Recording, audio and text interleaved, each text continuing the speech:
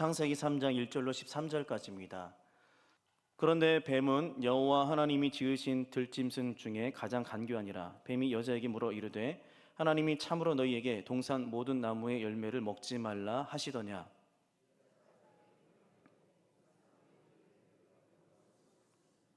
동산 중앙에 있는 나무의 열매는 하나님의 말씀에 너희는 먹지도 말고 만지지도 말라 너희가 죽을까 하노라 하셨느니라. 너희가 그것을 먹는 날에는 너희 눈이 밝아져 하나님과 같이 되어 선악을 알 줄 하나님이 아심이니라.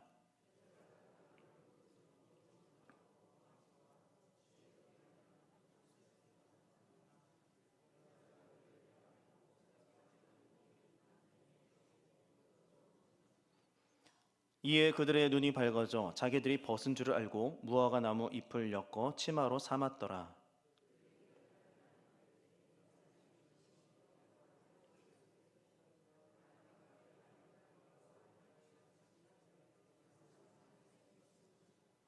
여호와 하나님이 아담을 부르시며 그에게 이르시되 내가 어디 있느냐.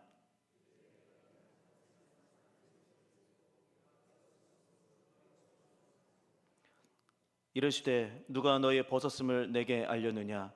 내가 내게 먹지 말라 명한 그 나무 열매를 내가 먹었느냐.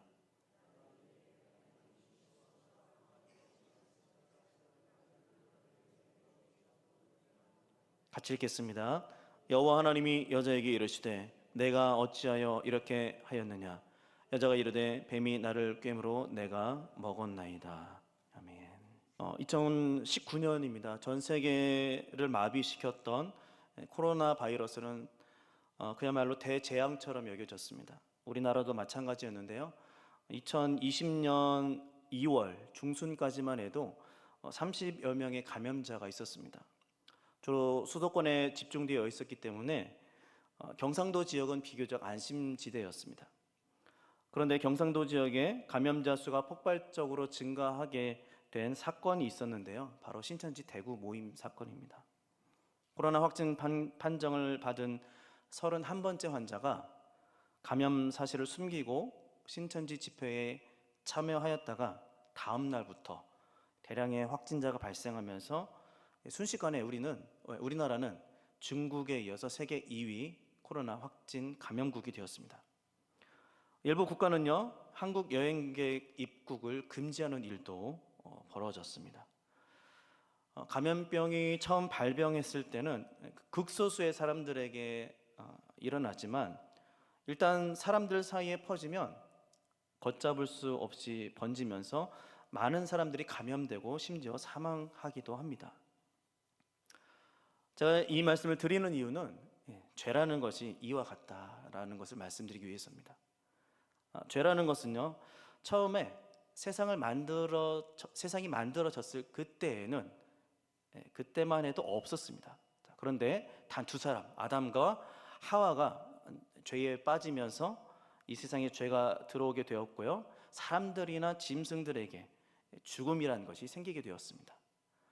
그리고 이 죄는 없어지지 않고요, 계속해서 유전되어서 모든 사람은 아담의 죄를 가지고 태어나게 되었습니다. 우리가 원죄라고도 하죠. 그렇다면 아담은 과연 죄를 어떻게 지었을까요? 다시 말하면 죄가 이 세상에 들어오게 된 그 과정이 어떠한가? 저는 오늘 이 부분을 좀 중점으로 말씀을 좀 나누려고 합니다. 그래서 오늘 말씀 9절 좀 먼저 보겠습니다. 9절. 여호와 하나님이 아담을 부르시며 그에게 이르시되 내가 어디 있느냐.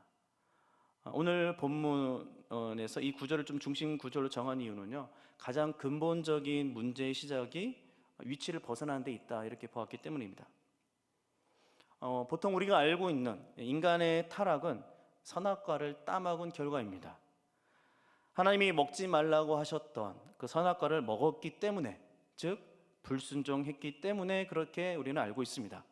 그런데 전에 제 7월 달이었던 것 같은데요, 주일 예배 때도 제가 잠깐 말씀드렸지만 단순히 먹지 말라는 것을 먹었다는 이유로 죽게 하셨다면 그 하나님은 너무나 인색한 하나님으로 비춰질 수 있다는 것이죠. 정작 인간의 더 큰 잘못은 무엇이냐? 선악과를 먹음으로 하나님처럼 되려고 했다는 것에 있다라고 말씀드렸습니다. 선악과를 먹으면 너희도 하나님처럼 될 수 있다. 그 유혹에 넘어간 것이죠. 다시 말하면 하나님을 밀어내고, 내 중심에서 하나님을 밀어내고 내 자신이 하나님의 자리를 차지하려고 했던 그 욕망이 죄의 시작이었다는 말입니다. 그래서 이렇게 되기까지의 과정을 오늘 본문을 통해서 좀 살펴보려고 합니다. 9절 다시 한번 보겠습니다. 여호와 하나님이 아담을 부르시며 그에게 이르시되 내가 어디 있느냐. 여러분, 한 가지 좀 질문을 드리겠습니다. 아담이 있어야 할 자리는 어디일까요? 하나님은 지금 아담이 어디에 있는지를 질문하시는 것일까요? 아닙니다. 하나님이 물으시는 의도는 장소를 말하는 게 아닙니다. 여기서 하나님이 물으시는 것은 아담에게 주어진 역할, 그에게 주어진 권한에 대해서 말씀하시는 것이죠. 그러니까 질문의 의도는 뭐냐면 네가 무슨 짓을 했는지 아니? 이렇게 물으시는 것이죠. 아담이 있어야 될 자리는 어딜까요? 그렇다면 저는 크게 두 가지가 가능하다고 생각합니다. 다시 말씀드리지만 여기서 어디라는 것은 장소의 개념이 아닙니다. 아담의 자격, 어떤 권한, 역할 등 아담이 마땅히 해야 할 일들에 대한 의미로 좀 이해할 수 있을 것 같습니다. 자, 아담이 있어야 할 자리, 크게 두 가지를 말씀드리는데요. 첫째, 일상의 자리입니다. 하나님께서 아담을 지으시고요, 그에게 일을 맡기셨습니다. 2장 19절 한번 보겠습니다. 2장 19절. 여호와 하나님이 흙으로 각종 들짐승과 공중의 각종 새를 지으시고 아담이 무엇이라고 부르나 보시려고 그것들을 그에게로 이끌어 가시니 아담이 각 생물을 부르는 것이 곧 그 이름이 되었더라. 아담이 지금 무슨 일을 하고 있습니까? 모든 생물들의 이름을 짓고 있죠. 아담은 인류 최초의 장명가입니다. 그리고 아담의 직장은 에덴 동산입니다. 이름 짓는 일을 하면서 살고 있었어요. 그뿐만이 아닙니다. 1장 28절입니다. 다시 말씀입니다. 1장 28절 보겠습니다. 하나님이 그들에게 복을 주시며 하나님이 그들에게 이르시되 생육하고 번성하여 땅에 충만하라. 땅을 정복하라. 바다의 물고기와 하늘의 새와 땅에 움직이는 모든 생물을 다스리라 하시니라. 아담은요, 모든 생물을 다스리는 일을 하고 있었습니다. 하나님을 대신해서 모든 생물을 다스리는 건 그 권한을 부여받은 것이죠. 여러분, 동물원을 한번 생각해 보시기 바랍니다. 동물원에 있는 그 동물들을 돌보기 위해서 사육사들이 얼마나 많이 필요합니까? 한 명 가지고 다 할 수는 없잖아요. 여러 명의 사육사들이 필요합니다. 동물의 종류마다 거의 보면 거의 24시간을 돌보고 있습니다. 동물들을. 말 못하는 짐승이라도 돌보지 않으면 질병에 걸리거나 죽을 수 있죠. 그러니까 먹는 것에서부터 생활 환경까지 이 신경 써야 될 것이 한두 가지가 아닙니다. 하물며 모든 생물이 공존하는 이 에덴 동산을 다스려야 한다면 얼마나 많은 에너지가 소비가 되겠습니까? 모르긴 몰라도 아마 굉장히 바빴을 것 같습니다. 또 아담은요, 배우자가 있는 사람이었습니다. 배우자가 있다라는 것은 뭐예요? 가정을 돌봐야 된다는 말입니다. 이처럼 아담에게는요, 일상의 삶에서 지켜야 할 위치가 있었다는 것이죠. 두 번째입니다. 아담이 있어야 할 자리 두 번째, 하나님의 면전입니다. 면전, 얼굴 앞에. 3장 8절 다시 한번 보겠습니다. 그들이 그날 바람이 불 때 동산에 거니시는 여호와 하나님의 소리를 듣고 아담과 그의 아내가 여호와 하나님의 낯을 피하여 동산 나무 사이에 숨은지라. 하나님의 낯을 피했다라고 되어 있습니다. 낯이라는 단어, 얼굴을 말하는 거죠. 얼굴. 그러니까 다른 번역을 보면 얼굴로 번역을 하기도 합니다. 원어의 의미도 보면 얼굴로 번역을 하기도 합니다. 그래서 그 의미를 살펴보면은요, 하나님의 인격, 하나님의 존재, 이런 의미를 가지고 있습니다. 그렇다면 또 한 가지 질문이 생깁니다. 하나님의 면전은 과연 어떤 곳인가 하는 것이죠. 여러분, 하나님의 면전은 어떤 곳입니까? 제가 생각하건대 하나님의 면전은요, 하나님과 제일 가까운 곳입니다. 가장 가까운 것. 우리가 얼굴과 얼굴을 맞대고 있다고 생각을 해보십시오. 이렇게 거리가 멀면 잘 안 보입니다. 그러니까 잘 보이려면 얼굴과 얼굴을 서로 맞대고 가까이에서 봐야지만 이 얼굴을 서로 잘 볼 수 있다는 것이죠. 그러니까 우리가 하나님의 면전이라 하면 하나님과 우리가 가장 가까이 머물 수 있는 곳, 그것이 하나님의 면전이라고 할 수 있겠다. 또 하나님의 면전은 어떤 곳이냐? 두렵지 않은 곳입니다. 두렵지 않은 곳. 3장 10절을 좀 참고해서 말씀드리면 아담이 하나님의 소리를 듣고 두려워했습니다. 하나님의 얼굴을 차마 볼 수 없는 거죠. 자기가 잘못한 게 있으니까. 하나님 보기가 두려워졌습니다. 그러니까 하나님의 면전에 있다라는 것은 뭐예요? 하나님이 두렵지 않다는 겁니다. 두렵지 않으니까 하나님 면전에 자신 있게 서 있는 것이죠. 자, 마지막으로 하나님의 면전은 또 어떤 곳이냐면 부끄럽지 않은 곳입니다. 2장 25절 보겠습니다. 2장 25절 아담과 그의 아내 두 사람이 벌거벗었으나 부끄러워하지 아니하니라. 부부가 서로 벌거벗었는데 부끄럽지 않았다, 이렇게 말씀하고 있죠. 두 사람이 하나님의 형상을 따라 지음을 받았습니다. 그러니까 서로를 바라보면서 부끄럽지 않았다는 말이죠. 무슨 말이냐면 이것은 하나님 앞에서도 똑같았다는 말이죠. 벌거벗음이 수치가 되거나 부끄러운 일이 아니라는 말입니다. 저희 큰아이와 작은아이가 어렸을 때 일입니다. 기저귀를 이제 막 차고 걷기 시작할 때, 그때쯤이었던 것 같습니다. 기저귀를 찼기 때문에 이제 뭐 오줌을 싸거나 변을 보면 기저귀가 축축해지거든요. 그러면 걸어다니면서 기저귀를 자기가 자기 손으로 벗어서 휙 던집니다. 불편하니까. 이게 좀 불편하잖아요. 그러면 어떻게 돼요? 아무것도 없는 상태에서 기저귀마저 훅 던져버리면 순간 다 벗어버리는 거죠. 다 벗는 몸이 되는 겁니다. 마지막 옷이 벗어지는 거죠. 그런데 중요한 것은 그 아이가 전혀 부끄러워하지 않습니다. 왜 그래요? 그리고 온 집안을 다 헤집고 다닙니다. 저희 부모도 마찬가지입니다. 그런 아이들이 전혀 부끄럽지 않습니다. 왜요? 당연하잖아요. 그건 당연한 거거든요. 그런데 어느덧 아이들이 성장하면서 이 부끄러움을 좀 알기 시작을 하는 겁니다. 우리 딸 아이들을 제가 이제 직접 목욕도 시켜주고 그렇게 했었는데 언제부터인가 저를 거부하기 시작하는 겁니다.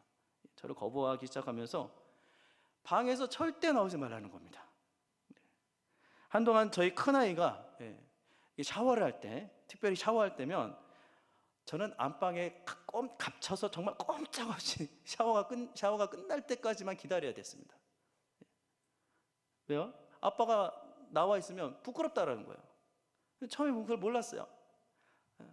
내가 목욕도 시켜주고 그랬었는데. 뭐 지금은 그렇지 않습니다. 지금은 그렇지 않지만 아이들이 이제 성장하면서 그런 부끄러움을 알아가게 되었단 말이죠. 그래서 이제 옷 갈아입는 것도 이제 문 닫고 방에서 갈아입고 나오고 그렇게 합니다. 아담이 이 부끄러움을 알기 전에는요, 하나님 앞에서 벌거벗음이 전혀 문제가 되지 않았단 말이죠. 그런데 선악과를 먹고 난 후에 부끄러움이라는 것을 알게 되었어요. 자, 정리를 해보면 아담이 있어야 할 자리는요, 일상의 삶에서 하나님의 면전이어야 하는 것입니다.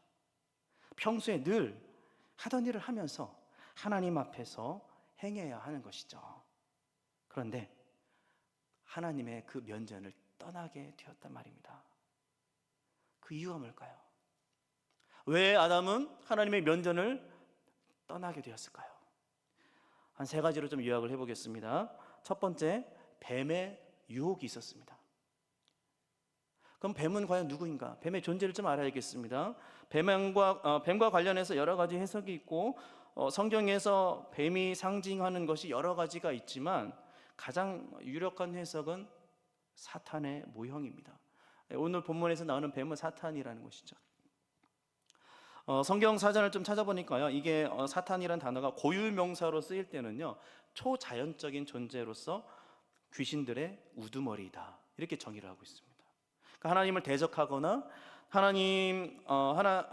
하나님을 대적하거나 사람들을 유혹해서 하나님을 대적하게 만드는 악한 영의 우두머리라는 겁니다. 저는 이렇게 좀 표현을 합니다. 어둠의 대표자, 유혹 전문가, 요즘 말로 하면은요 가스라이팅 전문가. 뱀이 얼마나 간교한지 유혹하는 그 기술이 경지에 이를 정도로 유혹의 아주 고수 중에 고수다. 뱀이 여자를 어떻게 유혹합니까? 1절을 보겠습니다. 1절.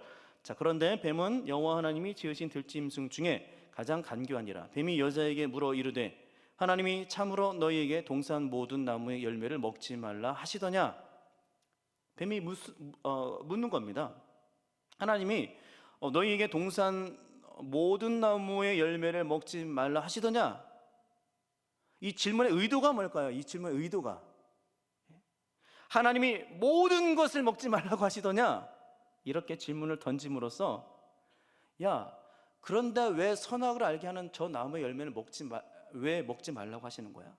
다 먹어도 된다며 왜 저거 하나는 먹으면 안 된다는 거야? 라고 반문을 하게 만드는 것이죠. 이해되셨습니까? 다 먹어도 된다며 왜 저건 안 되는 거야? 여자의 마음에 이 이야기를 듣고 질문을 해야 되는데 의문이 들었어요. 의문이 들었다는 것은 뭐냐면 의심이 들었다는 거예요. 뱀의 이야기를 듣고 이 여자의 마음에 굉장히 부정적인 반응이 일어났다는 겁니다. 그러니까 뱀이 계속해서 그렇게 몰고 가고 있는 것이죠.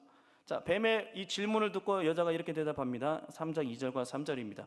여자가 뱀에게 말하되 동산 나무의 열매를 우리가 먹을 수 있으나 동산 중앙에 있는 나무의 열매는 하나님의 말씀에 너희는 먹지도 말고 만지지도 말라 너희가 죽을까 하노라 하셨느니라.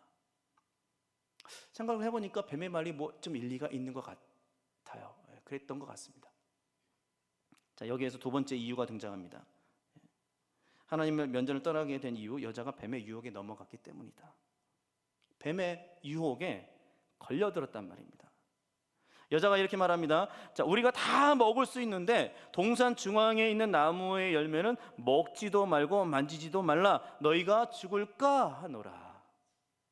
이렇게 말씀하셨어. 여러분, 하나님의 말씀에 굉장히 심각한 왜곡이 일어나고 있습니다. 하나님은요 분명히 말씀하셨습니다. 정령 죽으리라. 반드시 죽는다라고 말씀하셨거든요. 그렇게 말씀하신다는 것은 뭐냐면 정령 죽으리라, 반드시 그렇게 될 것이다. 이거는 반드시 그렇게 된다는 거예요. 근데 뱀의 유혹에 여자는 어떻게 반응합니까? 정말 그렇게 될까?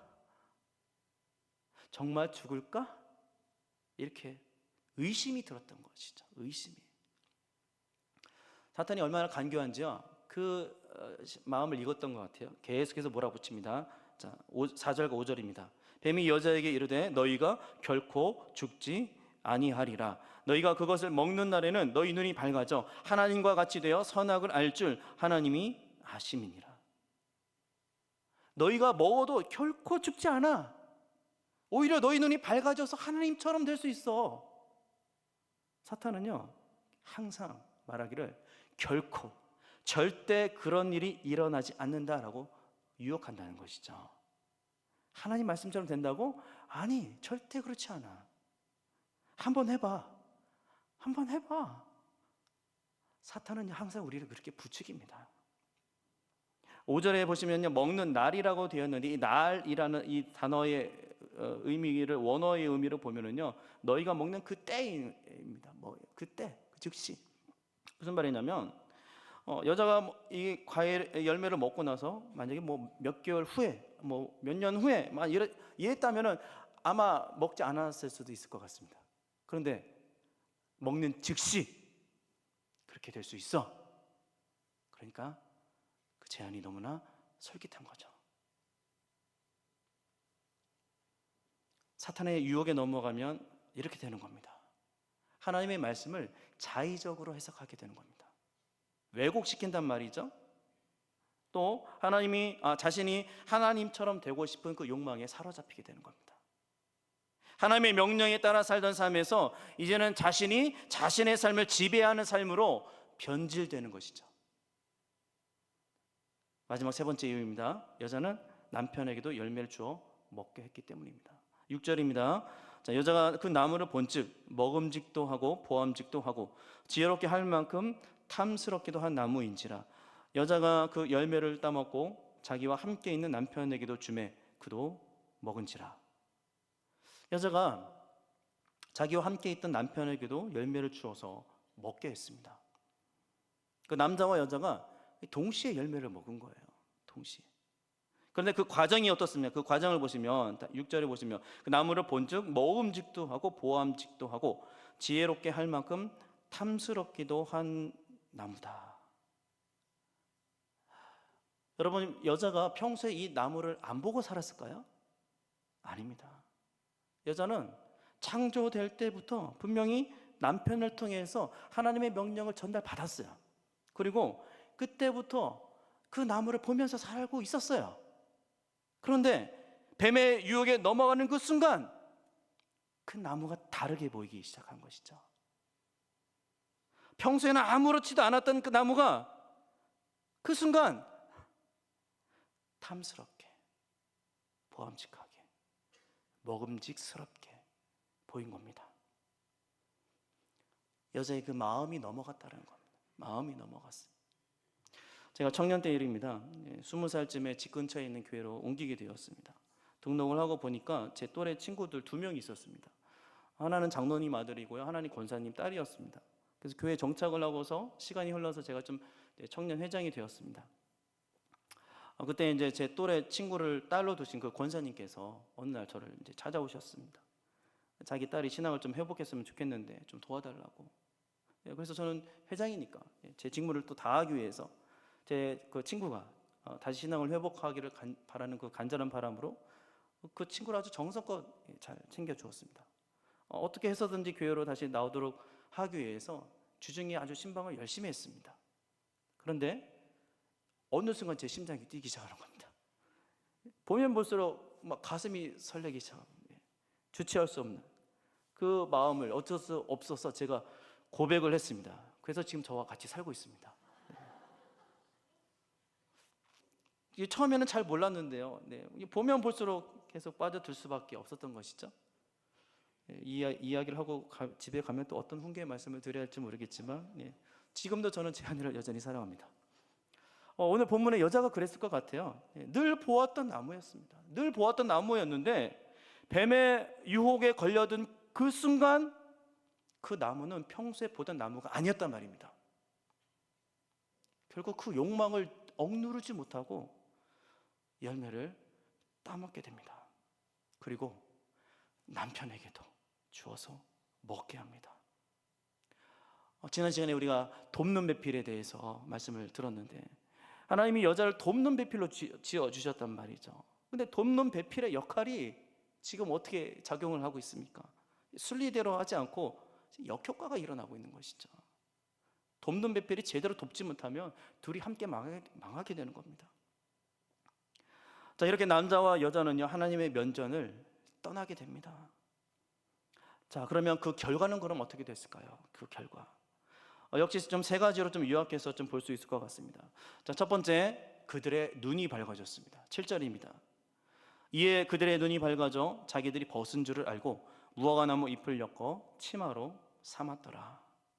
눈이 밝아진다는 것은 뭐냐면 인식의 변화가 일어났다는 말입니다.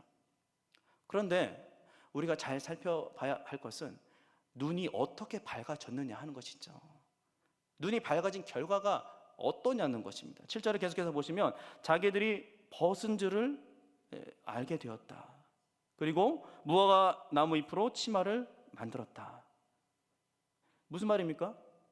무슨 말일까요? 이게 남자와 여자의 눈이 밝아지긴 했어요. 그런데 뱀의 말처럼 되지 않았다는 거예요. 뱀은 선악과를 먹으면 너희 눈이 열려서 하나님처럼 선악을 알게 될 것이다 라고 했습니다. 실제로 눈이 열리긴 열렸어요. 그런데 정작 이들의 열린 눈으로 알게 된 것은 뭐예요? 선이 아니에요. 선한 것이 아니에요. 악한 것입니다. 선악은커녕 오히려 악한 것에 대해서, 수치에 대해서 눈이 열렸다라는 거예요. 그러니까 자신의 그 수치를 가리기 위해서 치마를 만들어서 가리는 행동을 하고 있죠. 남자와 여자는요 원래부터 벗고 살았습니다. 벌거벗은 몸이었습니다. 전혀 수치나 뭐 부끄러운 일이 아니었습니다. 그런데 선악과를 먹고 나서 벌거벗음이 수치로 여겨졌고요, 감추어야 하는 상황이 되어버렸습니다. 그러니까 좋은 의미로 밝아진 것이 아니라 하나님과 전혀 상관없는, 오히려 하나님과의 관계가 깨어져 버리는 그런 눈이 밝아졌다라는 거예요.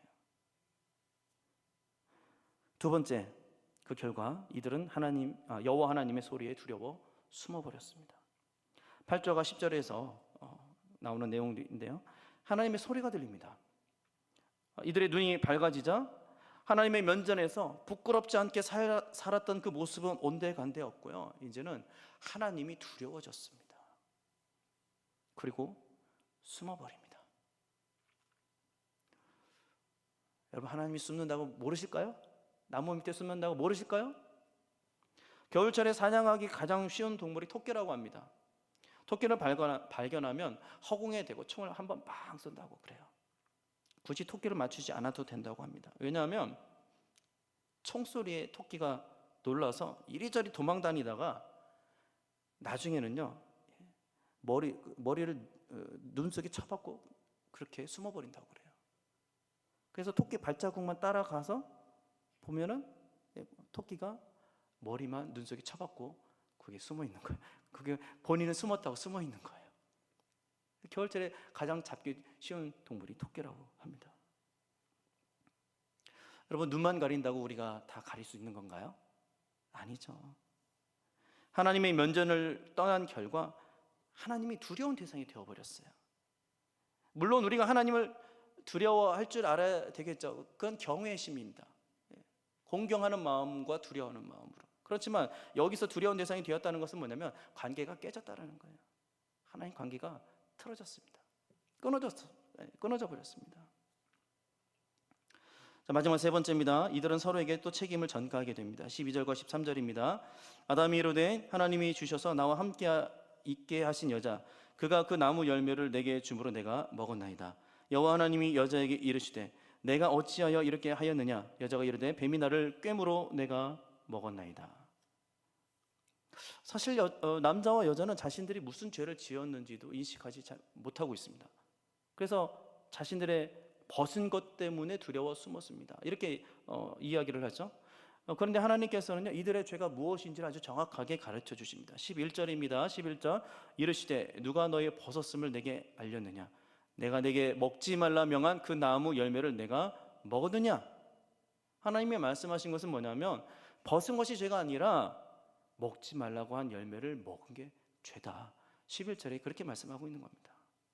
그리고 아담에게 물으시는 거죠. 그렇게 해서 이제 아담에게 물으시는 거죠. 먹지 말라고 한 그 나무 열매를 내가 먹었느냐?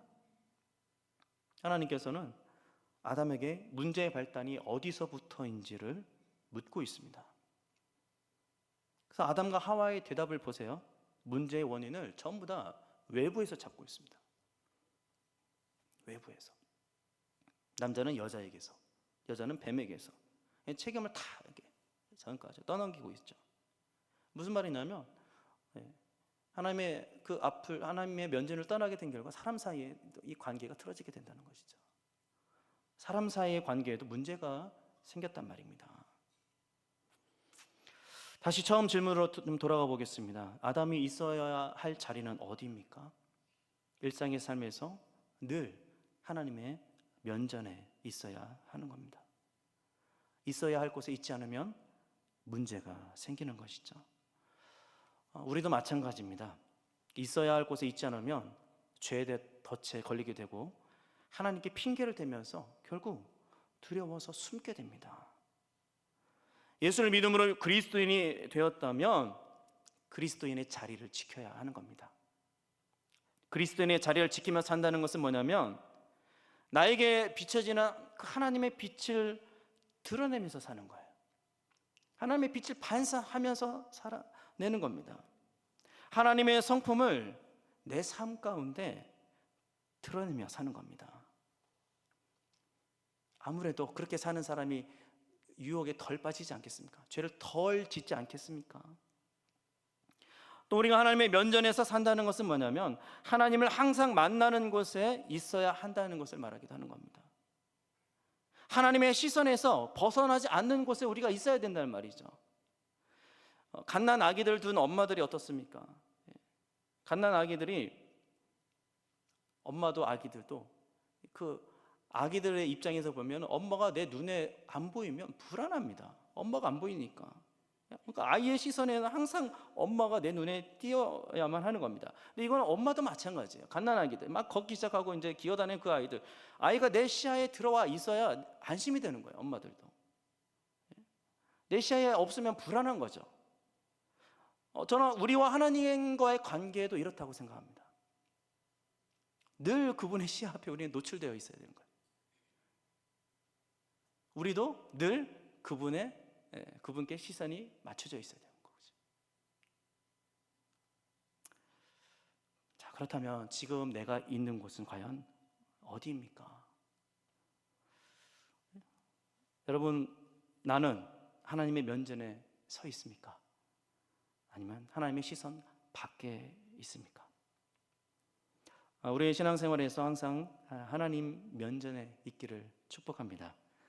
수많은 유혹이 다가올 것입니다. 그럼에도 우리가 하나님과 가장 가까운 곳에 있을 때, 하나님과의 만남이 두렵지 않은 그곳에 있을 때 우리의 삶은 위로부터 부어주시는 참된 기쁨과 만족을 누리게 될 줄로 믿습니다. 그래서 우리의 삶이 항상 하나님의 면전에 머무는 삶이 되기를 예수님의 이름으로 축복합니다.